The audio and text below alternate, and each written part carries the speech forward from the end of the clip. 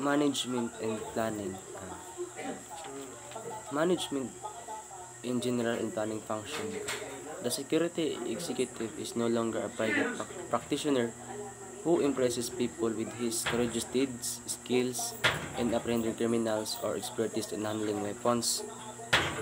Rather, he is a modern manager entrusted with the twin task of protecting corporate assets and ensuring that business interruptions, if at all, are kept to the minimum. In fact, his most challenging role is to predict the opportunities to manageable proportions. In this role, he is backed by his years of technical expertise as well as the seasoning and sensitivity that come with long years of exposure in the field. Security management and cost effectiveness.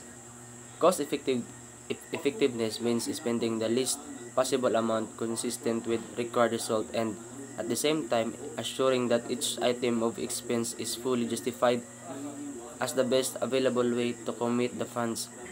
Akin to profit center orientation with which is commit the funds with which is closely aligned. Cost effectiveness in security management definitely enhances the profitability of a business enterprise.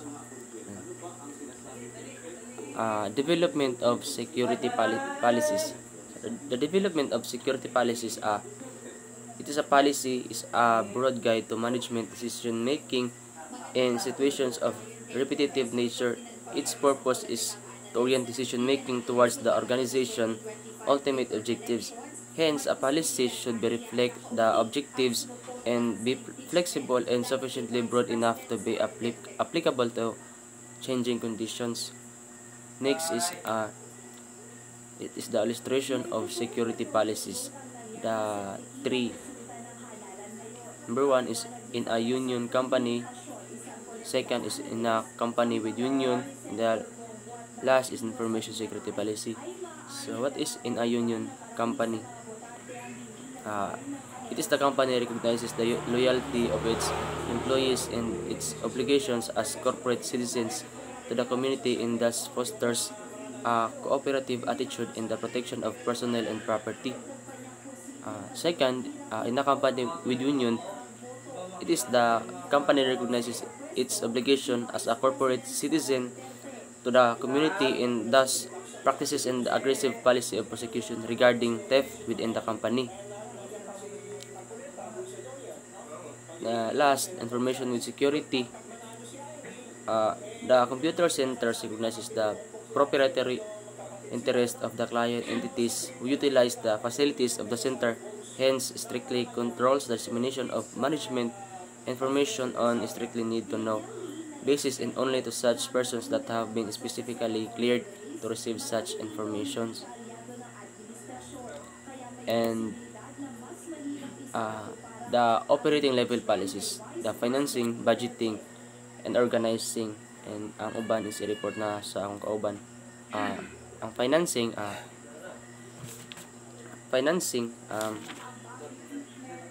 it requires cash to carry out the various responsibilities involved. Financing, managing, and security requires cash to carry out the various responsibilities involved. A security executive should be able to have an enlightened view of what activities he plans for a specific period, the expected operational conditions, and the cost involved. A security executive should have knowledge in forecasting and budgeting to make security management successful. He should be familiar with the organization stand on return on investment and spending preferences. Budgeting. A budget is usually a prepared annual plan stated in financial terms. It is ordinarily finalized a few months before the start of the budget period. It contains the different items for which costs are involved. No security organizations can operate nor have its program implemented without a budget. Last is organizing. Organizing, it is an organization is the orderly arrangement of manpower and material resources to effectively carry out their intended purposes. It molds the activities of many people into a smooth working team and could mean the difference between the success and failure of a security department or company. Good day, ma'am. I'm going to report about the reporting levels. So, reporting levels refers to the organizational chart or chain of command that determines who a specific person or roles to report to within a specific institution or company. So, example of this are the security director reports directly to the president or at least one senior executive. Next is the staffing and administration ranks and position.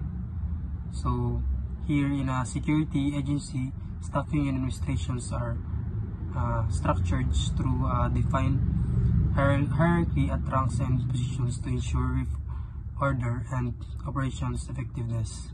So first is the security management staff, which is the security director agency, manager, chief security officer, and also security executive director and assistant agency manager and assistant chief security officer. So next is staffing pattern. So staffing pattern is the required structure or layout of personnel within the agency or institution. So this includes the number of personnel within the agency, including the number and type of position required at each level. So the example of the staffing pattern is that the agency manager is automatically the security director who are responsible in the entire operation, and also example is the security training officer who are assigned to all the trainings in the company or institution. So next is the hiring. Hiring is selecting the most suitable candidate for security roles. This involves referrals, interviewing, shortlisting, background investigation, and selecting best candidate in the agency. So next is appraisal of results. So appraisal of results refers to the regular evaluation of employee performance. It measures how well the personnel or employee are performing these assigned